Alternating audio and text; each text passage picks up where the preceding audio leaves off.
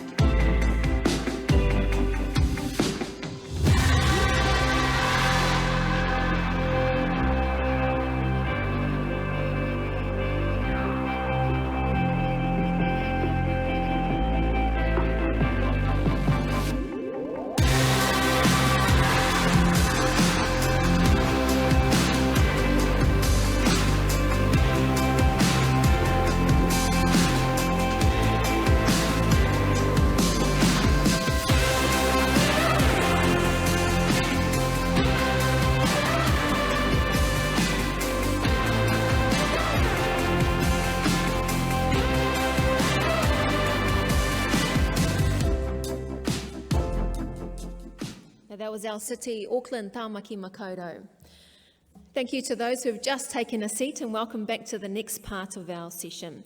Coming up over the next 55 minutes, we have our first He Wawata Inspiring Insights session, with 5 amazing speakers to share their insights into a range of issues facing women and girls in sport and physical activity. Now, kicking off this quickfire session is Casey Legler, who will be joining us virtually. She's a former Olympic swimmer and model. Her extraordinary life story was detailed in her book Godspeed, released in 2019. As I said, she'll join us virtually to talk about athlete well-being. His Royal Highness Prince Feisal Al Hussein will join us as well, the IOC Executive Board member, President of the Jordan Olympic Committee, member of the IOC Gender Equality, Diversity and Inclusion Commission, Chair of the ANOC Gender Equity Commission, and His Royal Highness will talk about safeguarding. Sarai Bareman will be our third speaker this afternoon, the Chief Women's Football Officer at FIFA. She also represented Samoa in football. She's also a big fan of MMA through her connection to her brother Eugene, who coaches UFC middleweight champ Israel Adesanya. Now, Sarai will talk about social change. She joins us here today thanks to support from Xero. Our next speaker will be Anthony Edgar, veteran media operations official who has been involved in the delivery of every Olympic Games since 1997. He's the former chair of the IOC Press Committee, the chair of the Women in Sports International Photo Awards. Anthony will talk about the state of the world's sporting media. And finally, Raylene Castle, one of Australasia's most recognised sports leaders. She's a former Chief Executive of Rugby Australia, Canterbury Bankstown Bulldogs Rugby League team and Netball New Zealand. She has a rich sporting background as a former representative level netball, tennis and long bowls player. Through Sport New Zealand, Ihi Aotearoa, Raylene has been pivotal to advancing change through the government's Women and Girls in Sport and Recreation strategy and as a major partner of the 8th IWG World Conference on Women in Sport. Tuatahi ake, please welcome virtually our first speaker, Casey Legler. And as many of you all know who have been at the Olympics, you're often given the opportunity to do your run through of your race in the competition pool the day before. And I did and broke the world record. And then the following day, I think I finished 21st or 23rd, I'm not sure. And then the next day, because kind of as my swimming got better as a young person, I was also a young addict and alcoholic. My drinking just kind of increased as my swimming got better. My drinking, I guess, some could say got better. Drinking also saved my life. It really helped me feel safe in the world. But the third day of the Olympics involved me basically facilitating drugs for my fellow athletes. So all of that to say, and this is on public record, I've written about it, I have a bit of an unusual relationship to sports. And what do I do now? When I think about sports, I'm on a lot of advisory committees. I'm on some boards here in the United States around athlete well-being and the promotion of sports, specifically for women and girls. I do a lot of social commentary in big media here. And I try to advocate for the young athletes who are coming up to the best of my ability. And so one of the ways in which I do that is when Sport New Zealand calls and asks if I'll participate, the answer is absolutely, of course I will. I feel so humbled that you've asked me to offer any insight into this. So how are we doing in sports, generally speaking, around athlete well-being? And I wish I could say that we are doing so much better than when I was swimming. So I'll share some of the unfortunate events that were a part of my swimming. So I was systematically raped by my fellow athletes. This is not unusual. I was also abused by a doctor. This is also not unusual. In fact, the violence on the body of the young girl that I was fairly banal. And so where we are today? Where are we today now? You know, I retired in 1998. We're almost 25 years later. And, U.S. gymnastics, Larry Nassar indicates that things are not doing much better here. I swam collegiately here in the United States, so I can speak to American sports. I have really close friends in Australia, and Swim Australia has just, launched an internal investigation around their own comportment around supporting their own female athletes. And the Australian Human Rights Commission has just last year published their own kind of recommendations around how certainly Australian gymnastics could better their what was wrong, and they offered 12 recommendations. And what was wrong was the high notes, right, that we all know about if you ask athletes. Again, I'll just say that over and over again. Many of us, if you'd asked us 25 years ago, who were the athletes who were the most susceptible to abuse, it was absolutely the gymnast. And in a way, we felt quite lucky that at least we didn't have it as bad as them. But this is all relative.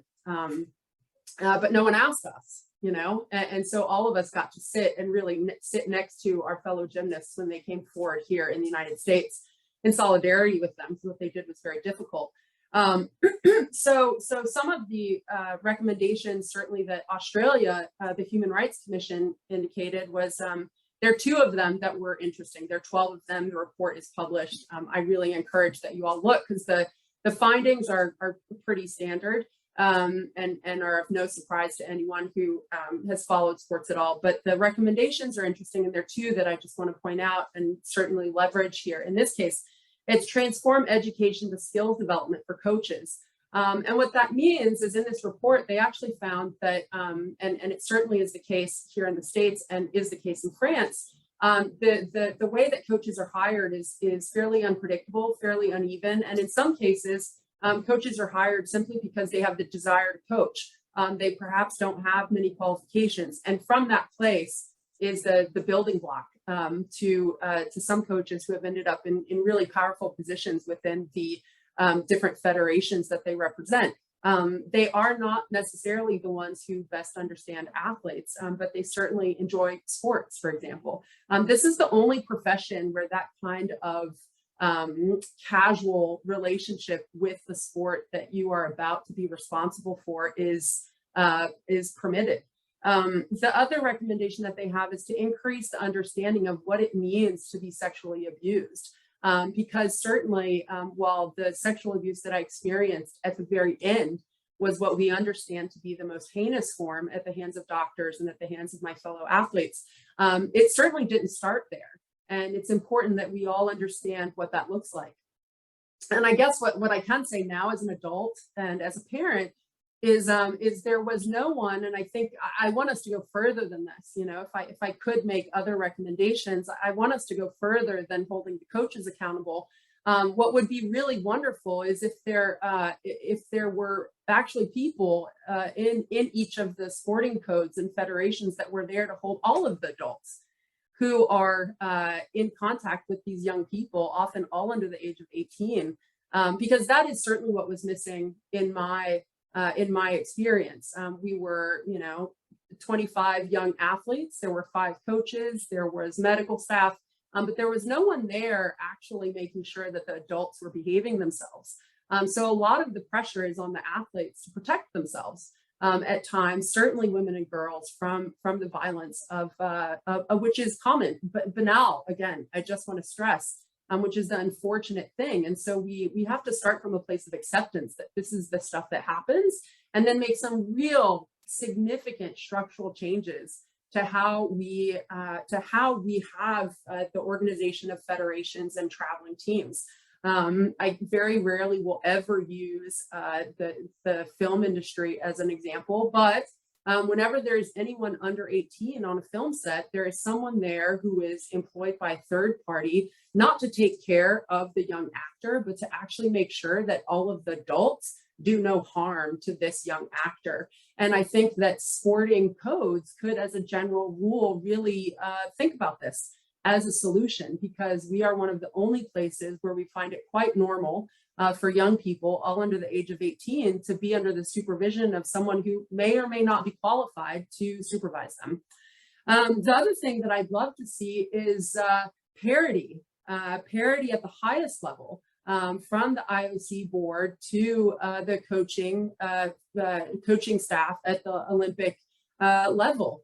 We're talking here at the highest level, and I'll say a little bit more about that. There's a little bit of caution around how I feel about us making decisions about Olympic athletes, which is what we're talking about here. But parity of representation and spending. So representation, I think that on all the boards, it should be at least 50-50. It's recorded that 40% of people who participate are women, and yet at the highest level, with all due respect to my fellow participants, we are very far from that parity. And we're also very far from the parity of representation. There are very few former Olympians or former athletes who are making those decisions on their bodies, or active athletes. It would be really interesting to start to include athletes who are not just retired, but who are doing the thing, who are participating. Because the thing that we'll notice is that all of us who are kind of talking about what it was like to be an athlete are all retired. And we need to start giving voices to those who are actually performing. Naomi Osaka is a great example of that. She has had enough courage to talk about her own challenges and has continued to be a participant in her sport, but with many, many difficulties. And I point that out as an example of how complex it can be to be a young athlete and to also be your own advocate. This is a huge amount of pressure on top of being asked to perform at the highest level. The last thing that I'll say is that it's super important that we help transition athletes out of being athletes. A lot of us have phenomenal skills. And I certainly, for a really long time, while very ashamed of what my Olympic experience was, I felt like I had failed. I was meant and certainly trained to be a world record holder and win many gold medals. And that's not what happened. My own addiction got in the way. And I was able to put that to bed as a young 20-year-old and have since, lived a beautiful second life, which I'm so grateful for.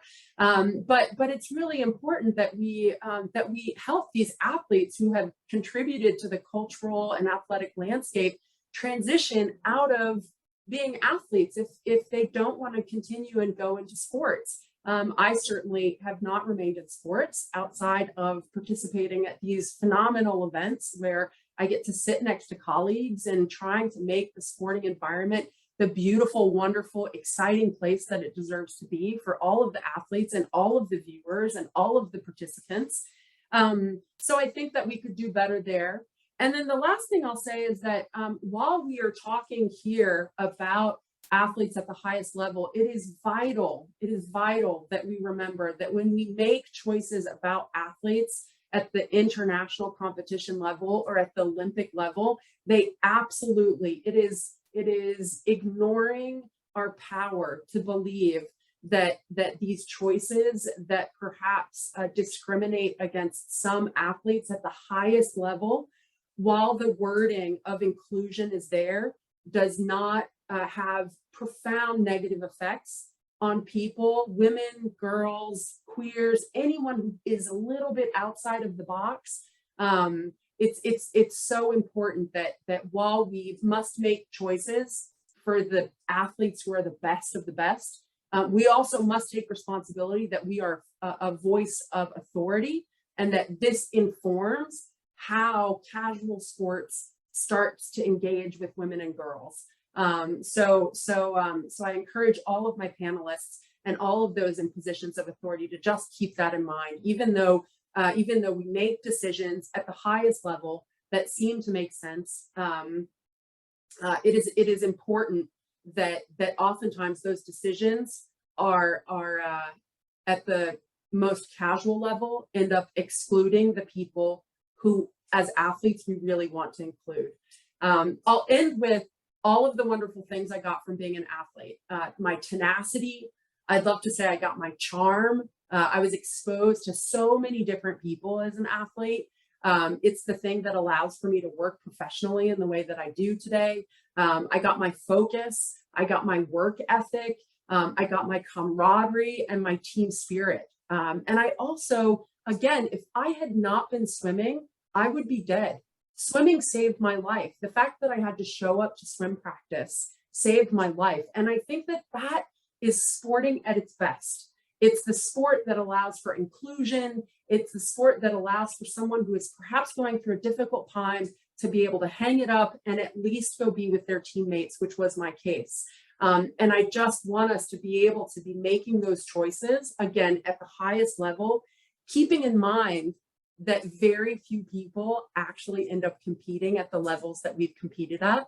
And the choices that we make must hold that what we really all want is everyone to participate in sports. We want everyone to get those benefits, those emotional benefits, those spiritual benefits, those self-esteem that gets built. So I would just encourage all of you as you head out onto your day to just keep that in mind, because it's so important. At the end of the day, we're the adults, and oftentimes we're dealing with kids, and we want all of them to be okay at the end of the day. So with that, I just will humbly thank you for giving me your time. I'm so sad that I could not be there. The video at the start made me really wish that I could, and I can't wait to hear what my fellow guest speakers have to say. All my best to you all. Merci. And a big thank you to Casey Legler for sending in her inspirational words for us to listen to today. Now it's my honour to introduce our next speaker, His Royal Highness Prince Feisal Al Hussein.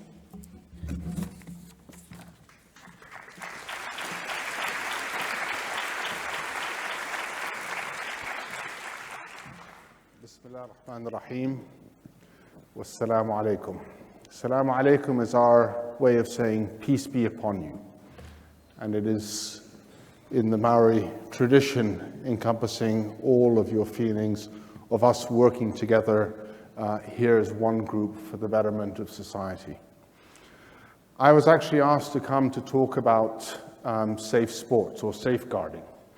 I've got a lot of background in gender equity on issues. I'm the chair of the ANOC Gender Equity Commission. But I think the key issue that we have found in our journey on looking at the issue of gender equity started in 2014 when there was a recognition that we have very different commissions within the IOC that was dealing with this issue, but there was no coordination amongst the various commissions.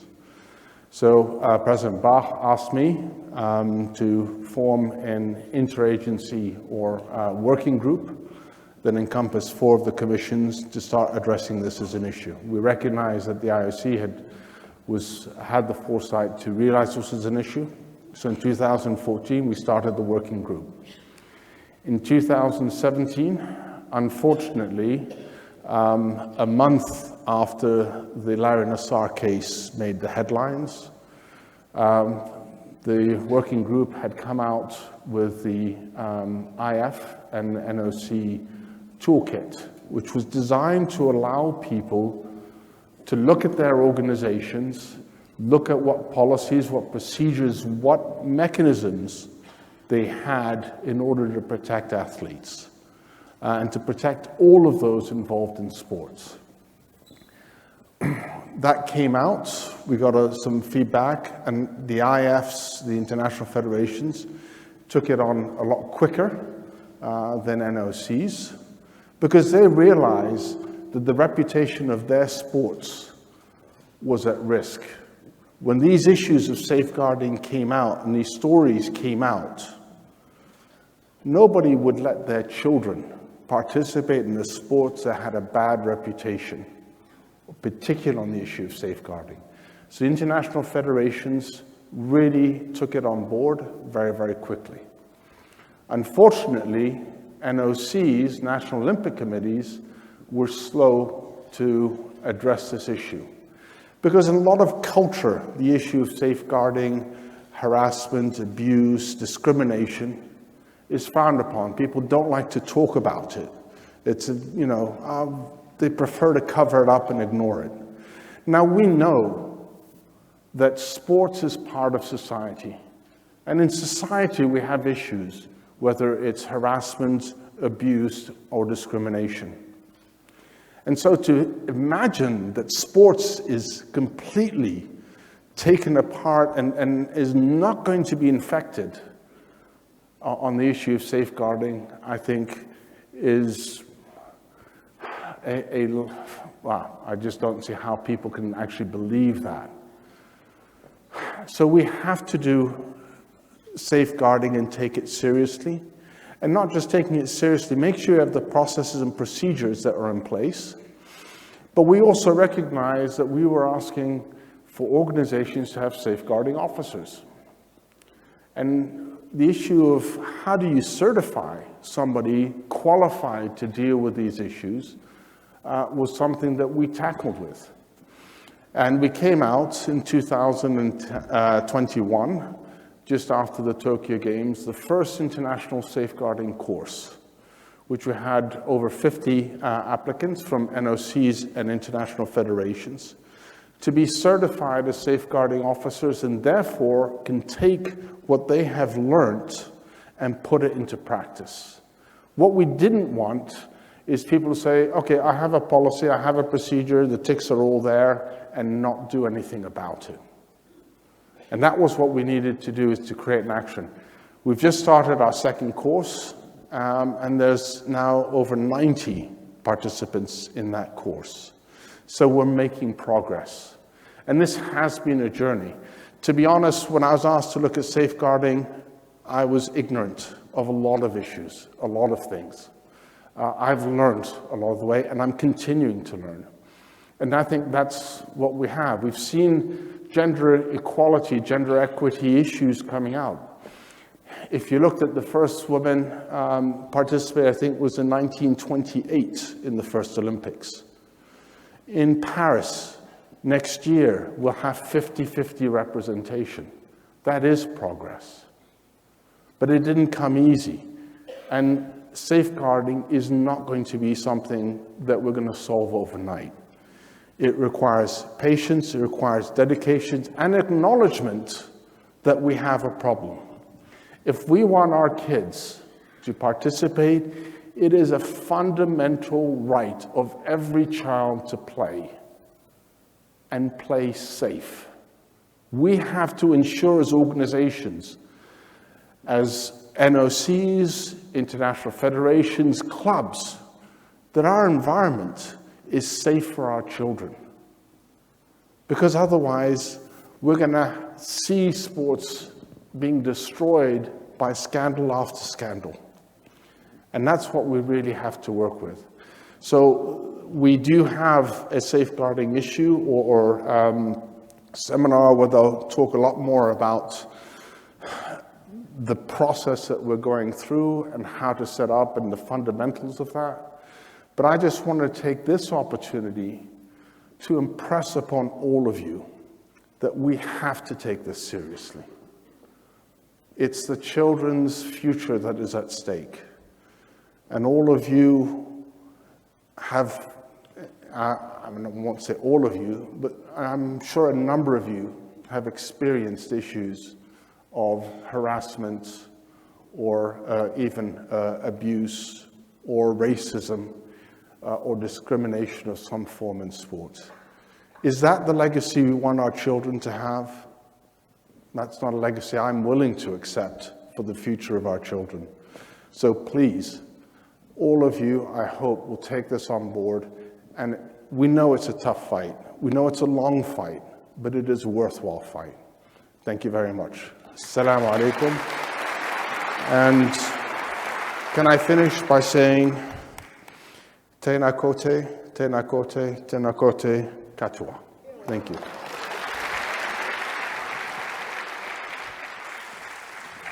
That was His Royal Highness.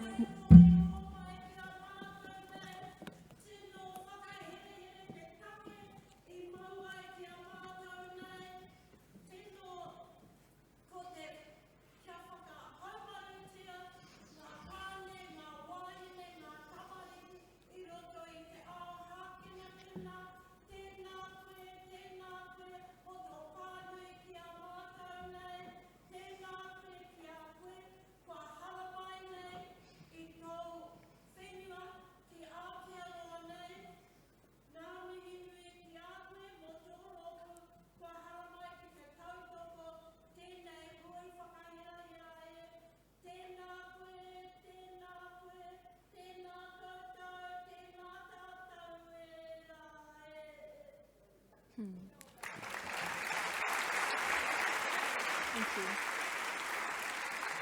Tēnā koe te whai ai tō karanga me tō mihi mai. That was His Royal Highness Prince Feisal Al Hussein, IOC Executive Board Member. Now it's my pleasure to introduce our next speaker. She's the Chief Women's Football Officer at FIFA. Please welcome to the stage, Sarai Bareman.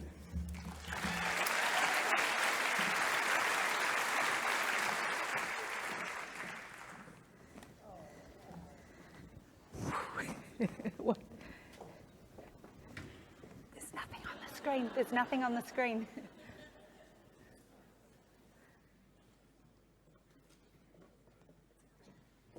Sorry guys, technical difficulty. Kia ora everyone, talofa lava, hello. How incredible to be in a room with such amazing people and incredible energy. And I just want to first of all say thank you to the IWG, to the organising committee and to everyone for giving me the honour and the pleasure of being able to speak to you all today. So, all my life I have experienced sport as a vehicle for social change. From as early as 5 years old when I started playing rugby for the first time, introducing me to a team environment, to a community and a world where nothing else mattered except the ball, the team, the game, and the camaraderie around it. Sports and football have played an integral role in shaping who I am as an individual, who I am as part of a team, who I am as a leader, and how I approach every situation my life brings. But it wasn't until I moved to Samoa in 2008 and started working in football that I truly understood the power of sports to make a tangible, real-life impact in society. And the game changer for me was a very, very special football program that took us out into the rural villages in Samoa to work with children who have intellectual and physical disabilities. Now, I can probably speak for the whole 10 minutes, they've only given me 10, about the impact that this program had on these young kids. But the long story short is that through football, through bringing the community together around these children and around this round ball, a long-held stigma was broken. The children and their parents saw a new life integrated into the village, and for the first time ever, these kids were part of a team, with teammates and new friends to encourage and uplift them and share in their joy. So that program started my own love affair with football as a tool for social change. And now I'm super privileged to be in a position in FIFA overseeing women's football, where I can use that powerful tool to make a positive impact and social change for women and girls. Since I joined FIFA in 2016, I have seen very clearly that in women's football there are two worlds. We've got the FIFA Women's World Cup, which is coming to these shores next year, kicking off on the 20th of July. We've got the best athletes in the world coming. There's going to be full stadiums. There will be 2 billion people viewing the tournament from all over the globe. Our sport is going to be on the front pages, the back pages of every major print journal all around the world. There's professional leagues where women are playing. They're earning a good living, playing for some of the best clubs in the world. We've got endorsement deals, commercial sponsorships, records being broken again and again on attendance, viewership, contract values. The other world of women's football paints a really different picture. Away from the flashing lights and the full stadiums, the vast, vast majority of women's football players around the world are amateur. They're developing, not paid to play. Many struggling for access to facilities and resources, in some places not even being allowed to play sport, full stop. Negative perceptions, culture, religion, societal pressure, there are many, many reasons why.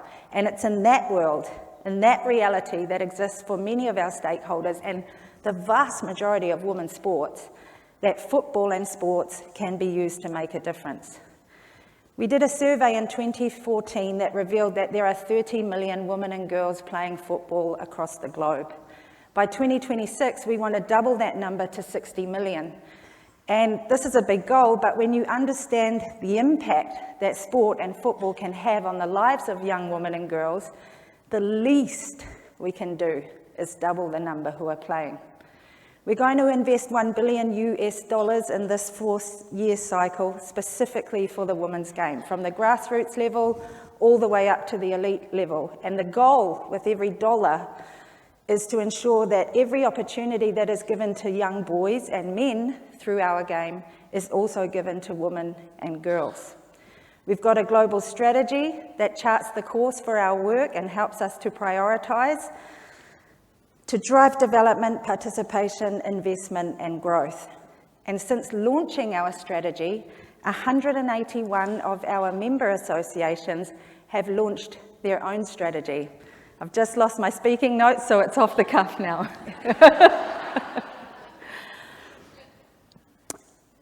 FIFA has this incredible effect, and all international sporting federations have got this incredible impact that they can make using sports.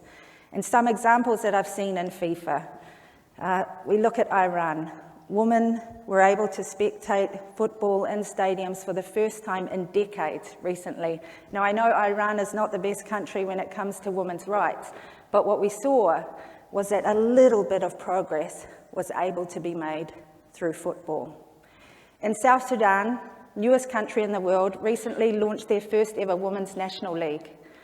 And I travelled to the country, and when I spoke to the women there in charge of women's football, they told me that one of the biggest barriers they have to girls playing sport is that they don't have access to the most basic sanitary products or educational understanding around the menstrual cycle. So now we've piloted a project there linked to the competition where every single one of those girls that are playing have been given reusable sanitary products. We also sat them down and educated them alongside the football field after their games about what the menstrual cycle is, what menstrual hygiene is. Again, it's not a life changer, but it's made a little difference for those girls who are now able to attend school when they have their period. They can still play sports. We've seen programs delivered in countries where people are recovering from war, where refugees are forced to flee their home countries having experienced the most dire situations, and we see it happening in the world today. And through football, through sports, we can bring a smile back to these children's faces, even if it's just for a moment, a short moment, we can give them a reprieve. All these programs, there are many of them, and many of you are involved in delivering them. They're working on the ground in our communities all over the world today. But we also have to look at top-down solutions, and that's where the World Cup and our major sporting events come to play. The FIFA Women's World Cup, it's the single biggest female sporting event in the world, and it is by far the biggest lever that we can pull to accelerate the work that we are doing in the women's game. When a World Cup happens, it creates a kind of explosion for women's sports, for all those involved, for the stakeholders that are working day in and day out tirelessly to ensure that there are opportunities for women and girls. In England alone, after France in 2019, 850,000 women and girls laced up their boots for the first time just because of the World Cup effect. The same thing in Morocco. They invested heavily, and now for the first time ever, they've qualified for the World Cup, which will be played here next year in 2023. Our players have become spokeswomen for topics that are really, really important to women and girls: gender equality, diversity, inclusion, empowerment. In terms of visibility, there is nothing bigger than a World Cup. There's no better way to break down barriers and negative perceptions around women's sports than putting the naysayers into a full, crowded stadium with brilliant sports being played with beautiful athletes, skill, the atmosphere, or put them in front of the TV. And the Rugby World Cup final this weekend was a perfect example of that. Go the Blackburns. So all our sporting events, they really are the biggest catalyst and opportunity that we have for social change that is available to us. Events like this and those that we saw on the weekend in Eden Park. As an international federation, FIFA, we have a big responsibility. We're in charge of the most popular sport on the planet, and it is absolutely our obligation to use that platform to make a positive impact for women and girls. As leaders in sports, athletes, coaches, and administrators, as many of you are, we don't have to reinvent the wheel when it comes to using sports as a vehicle for social change. There are so many fantastic programs, and I'll steal the words of our sports minister. It's okay to steal each other's ideas, because there are some awesome programs that are going out there.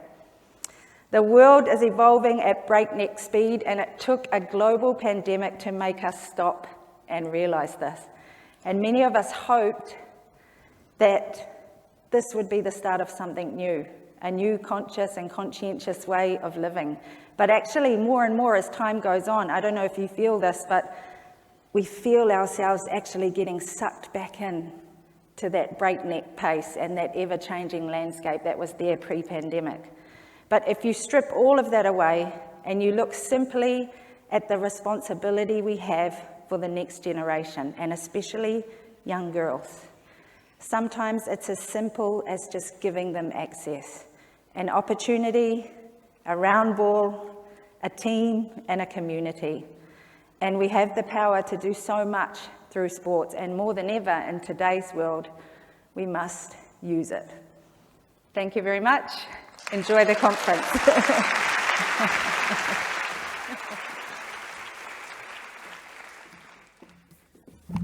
Tēnā koe, Sarai. Driving home the importance of equity and equality in wahine and sports. Tēnā koe. Now, our fourth and final speaker, I did mention earlier that we do have Raylene Castle as our final speaker. However, we are moving Raylene to day 4, just to let you all know. So our next speaker is Anthony Edgar, veteran media operations official who has been involved in the delivery of every Olympic Games since 1997, and he's the former chair of the IOC Press Committee. Please welcome to the stage Anthony Edgar.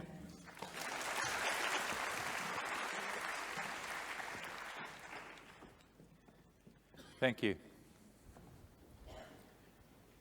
If I could have my notes on, please. I'm going to start with a very quick Olympic history as it relates to women's visibility. And then I'm just going to cover a few key points that I've learned from the trenches of working with the Olympic Games for the last 25 years. I'm going to start with 1980. It was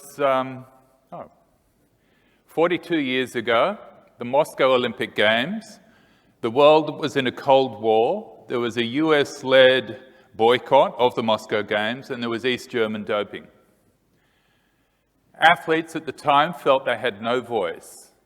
In fact, I was speaking with Michelle Ford the other day, and a quote from her, she was an Australian swimmer who went to the Olympic Games as a 13-year-old, and in Moscow she was 18. She was the only non-East German or Russian swimmer to win a gold medal in the pool at that Games. We felt we were treated as insignificant pawns by a political machinery. We were voiceless. We wanted a seat at the table, the right to self-determination, the right to inclusion and equality. We wanted our voice, the athlete's voice, to be heard. Gender disparity was very strong in sport at the time. The IOC was a male-only club. There was not one IOC member, a female IOC member. There were few women that held senior positions in sport worldwide. The Olympic Games only had 22% female participation at the time. Or put another way, the Olympic Games was 78% male. At the IOC session in Moscow, Jan Antonio Samaranch was elected president of the IOC. And a year later, he headed his first IOC session in Congress. At that Congress, they invited 25 Olympic athletes. They were the first group of athletes ever invited to present to the IOC members and the wider Olympic movement in the IOC's 87-year history. Just thinking of that today is remarkable. It's only 42 years ago. Within that group of athletes was a young fencer from Germany, Thomas Bach, a middle distance runner from the UK, Seb Coe, the great Kip Keino, the greatest ice hockey player in the world at the time, who then went on to become a member of the Duma of Russia, and 6 women, including Michelle Ford, who was the representative from Oceania. They chose 5 topics to present to the IOC members at the time. Doping, which they said, we consider this to be the most shameful abuse of the Olympic ideal. Rule 26, which is called the amateur rule at the time. The inclusion of athletes and gender, political involvement in ceremonies. I will only cover the one, and that was Seb Coe was asked to present the final presentation to the membership, 15-minute presentation. To this male-only club, he said, with regard to the participation in women in the Olympic movement, it is considered that this institution is out of step with modern thinking and in its support of and inclusion of women. We simply call for female equality of opportunity. The first initiative President Samaranch implemented at that time was the establishment of an IOC Athletes Commission, which has had a profound effect on sport worldwide. And again, in that first Athletes Commission, it included a future president of the ISC, future chair of London 2012, and president of World Athletics. We move forward 40 years. Tokyo and Beijing. Prince Feisal has already mentioned that it's 50-50 participation in terms of males and females' participation in sport, which is a long way from just 20%. The ISC has established very strong, clear guidelines on gender for the inclusion of sports and events. But Dr. Robin Mitchell, who's also an ISC Executive Board member, president of ANOC, and president of the Oceania National Olympic Committees, said just last year, the coverage of women's sport in our region is still vastly underrepresented in the media, as are the number of female reporters who cover it. There are 4 key things. There are many things I could cover, but I'll just cover 4 key things that I think make a very significant impact on visibility, and they might not be obvious to you. The first one is portrayal. How women are portrayed in and by the media is a core theme of this conference. So it's not something I'm going to touch on now because I know it's been covered in detail later on. But I will point you to the ISC's portrayal guidelines, which was created by a young, dynamic group of young women at the ISC Communications Department with significant input and direction by Ashley Abbott from the New Zealand Olympic Committee. But portrayal is significantly impacted by my next point, which is accreditation.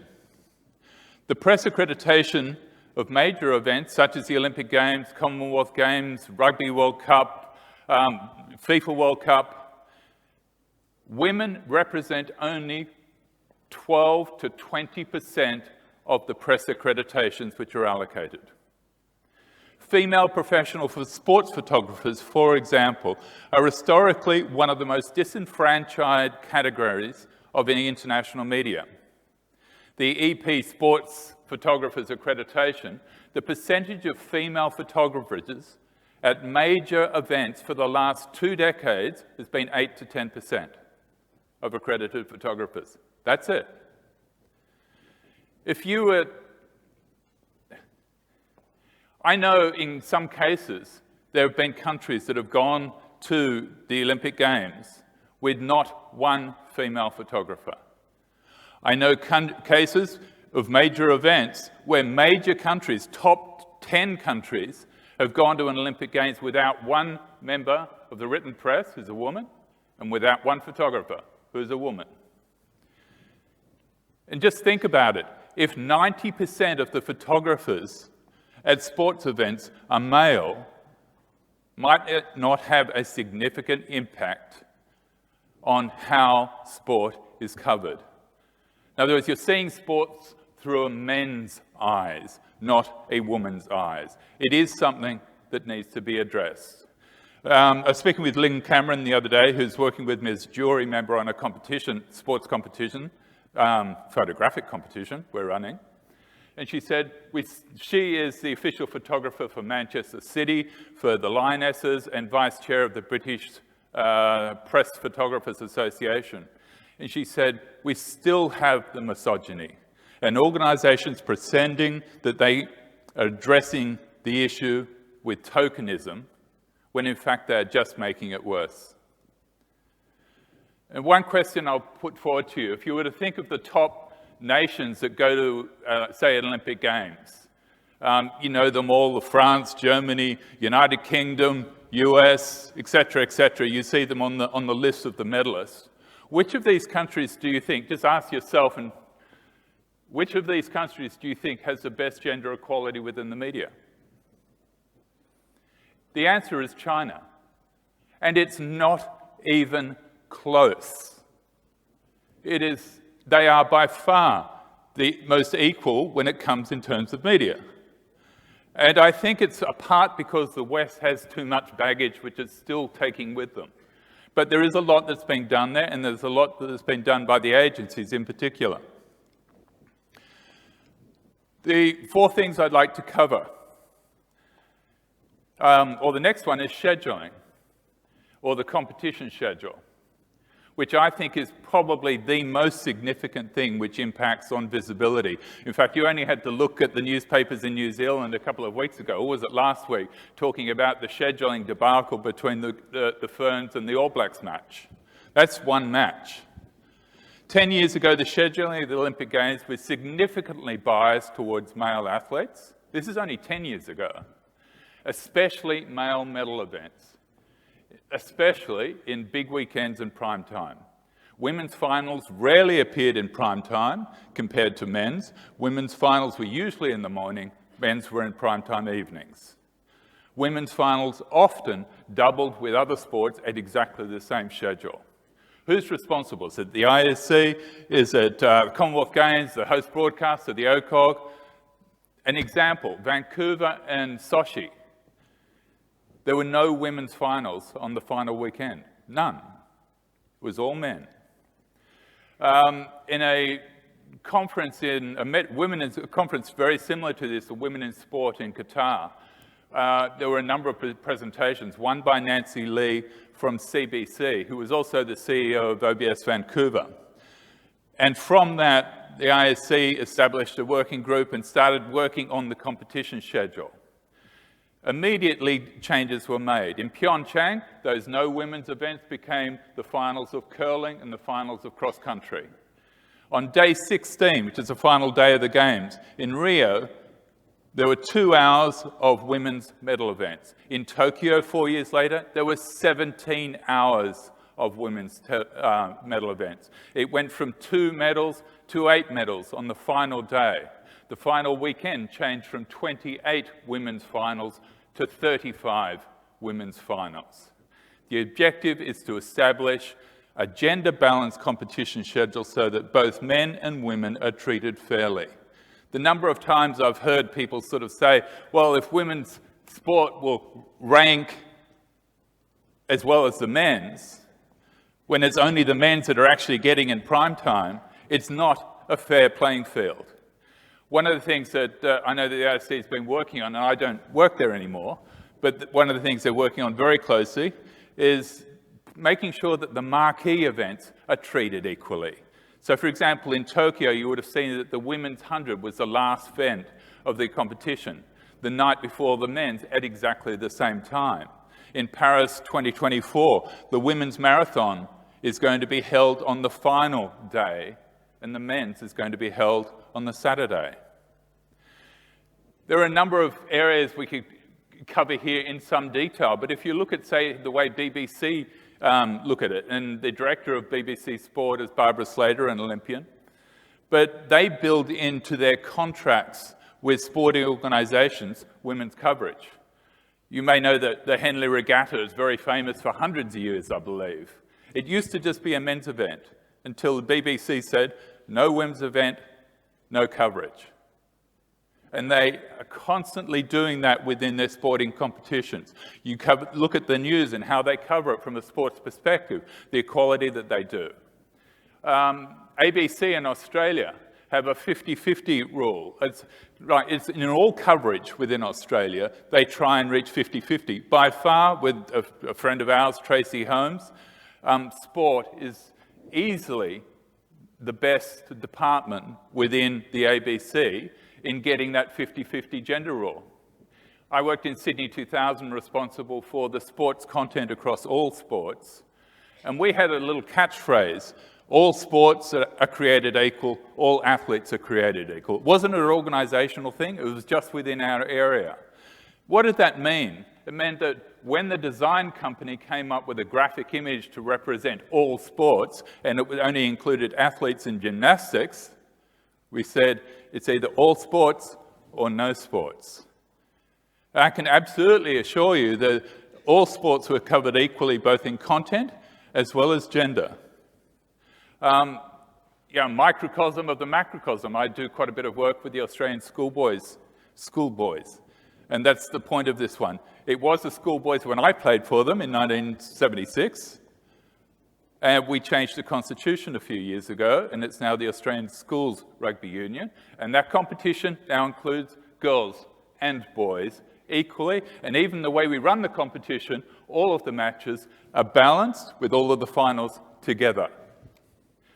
Even the way we started the ISC Young Reporters program, there were two important things when we started that as a worldwide program. One is that they must have been involved in media, either studying or working. But the second one was, it was 50-50. In other words, from the regions, it had to be 2 and 2, male and female. And we had, as simple as that may seem, the number of times countries or areas came back and said, oh, we'd rather have 3 men. Or it's hard to get female photographers, or it's hard, well, I said, well, I'll pick them for you. The final thing I'd just like to finish with, and this is just coming from my experience in working in a mega event, is that I would caution, and particularly after the Black Ferns match the other day, and say the UEFA Women's Final over in England a few months ago, but I would caution you against getting caught up in the debate about developing women's sport based solely on financial reasoning.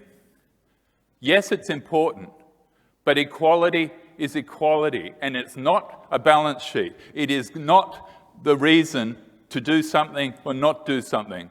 When we decided, for example, to include all sports within the look of Sydney 2000, it was a financial cost. And as soon as you start going into, oh, we'll make this or we'll do better over here, it's not about that. Equality is quality. You either support it or you don't support it. And I think the one thing that I've really learned in working in a mega event is that the bigger the issue, the simpler you need to keep the reasoning and solutions. One quick answer, yes or no. Are we going to support it or are we not going to support it? And if the answer is yes, do it. Thank you very much.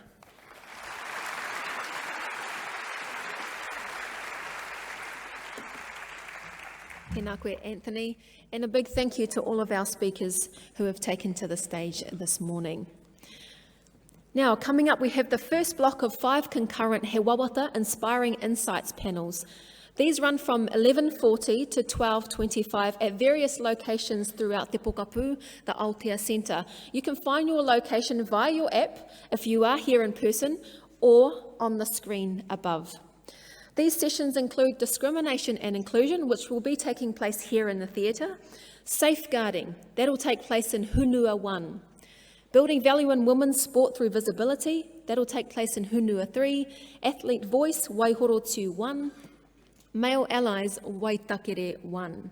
Please note, if a session is full, it can be accessed via an overflow room. You just need to contact the conference desk for more information and details. After that, we're going to have another break, yes, some more kai. Then at 1:40, we kick off the afternoon with another 5 concurrent Inspiring Insights panels. Please check your programs for the times and locations of these. There's some amazing sessions coming up, so I'm sure everyone will find something to get them amped. Hei te ahi ahi nei, later on this afternoon, we're into our first and second blocks of concurrent workshops. Once again, check out the program and make sure you know where to be. Right, time for a quick PSA, public service announcement. Tomorrow morning at 7:15, there's a global opportunity for an in-person and virtual participants. The Fearless World Walk is happening tomorrow morning. 261 Fearless is the name. It's a global group to inspire women of all backgrounds to walk or run. Started by Catherine Switzer, who was the first woman to enter and run in the Boston Marathon with the men in 1967. Mana wahine. Her number was 261. Hi, I'm Catherine Switzer. I was the first woman to officially run the Boston Marathon. We're walking the streets in New York today, but I want to tell you, I'm now a New Zealand citizen. And I'm Edith. I'm Austrian and the co-founder of 261 Fearless, the Women's Running Network. And we have a great invitation for you. Join us tomorrow for the Fearless World Walk, and we will tell you how we, through running, help women to become fearless, overcome barriers, and live their dreams. See you out there. Be fearless. What an amazing kaupapa. So how many of us can get walking tomorrow morning at 7:15? Yeah? Walk to the conference here at Aotea Centre, maybe not those of you who are living outside the city centre, that's a bit of a long way. Walk from your house, walk in Aotearoa, walk anywhere in the world at the same time. Then load it up onto your social wall on the app where you walked. I walked in Auckland, I walked in London, I walked in Milan, I walked in Tokyo, I walked in Samoa. Okay, another important piece of information, IWG features several off-site workshops. Now you can register for these at the conference information desk anytime throughout this conference. Numbers are limited and will cut off when capacity is reached, so we urge you to get in quick. Please note for the First Nations Indigenous session is restricted to First Nations and Indigenous people only and will be hosted by Women in Sport Aotearoa's Māori group, He Wahine Toa Kei Te Kōkiri. For this afternoon's 5 concurrent Inspiring Insights panels, please check the schedule on the app and make sure to get to wherever you need to be on time. Then later this afternoon, we're into our first 2 blocks of workshops. There's 15 great topics to sink your teeth into across the 2 sessions. One last thing before I go. Remember, each day at IWG, we'll be using an online tool on our conference app to capture some of our thinking. We have called this the IWG Changeometer. Now, the Changeometer is working on most people's phones. We've heard that it's not quite working on other people's phones. But you can go on and enter your feedback, press the red cross icon. If you don't see a red cross icon, it may mean your phone is not compatible, so apologies for that. But in that case, go to our big screen in the foyer and our team will upload your idea, your whakaaro, your comments, so that you are a part of the story of our conference. Remember, change inspires change. So let's get our thoughts down on the Changeometer. Thank you everyone. Kia pai te roa ngā, kia o te rā. Please enjoy the rest of your landing day. Tēnā rā tātou katoa.